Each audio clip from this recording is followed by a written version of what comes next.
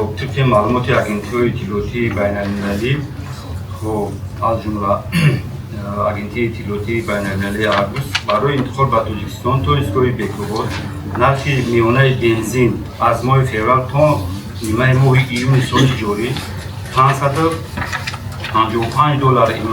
یا 92 فرانک و نرخ میانه سوژوری دیزلی $645 یا 104% بالا رفته است. یعنی کشورهای استحصال کننده و صادر کننده خب نرخ فروش یک لیتر سوژوری را در همین از ماه فوریه مارس سال کردگی خب قریب 92 تا 104% بالا بردند. در روزهای آخر ماه ایون و اول ماه ایون نرخ وارداتی برای سوژوری دیزلی تا $1350 به مشاهده میرسد. خب یک نرخ یک تونایی که خب خریداری می شود. حالا که خب چقدر وارد شده از ولایت ختلون؟ به حدود جمهوری هستن معلومات 310,000 تن سوژوری دیزلی با نرخ میانه $789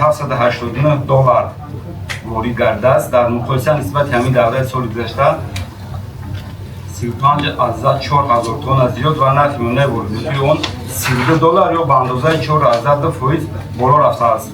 در جنبه ششم واردات سوژوری دیزلی از جانب جدیمی گازپروم نفت با حصه 45,400 خب اگنتی ذخیره‌های مودی نزد حکومت جمهوری تاجیکستان 6.1%، جدیمی امام ایمپورت اکسپورت 5.8%، جدیمی سگان 4.7% و جدیمی ترینر اویل 4.5%. دیگه از توبیکتو پروسه 33.5% جوری با جمهوری وارد کرده.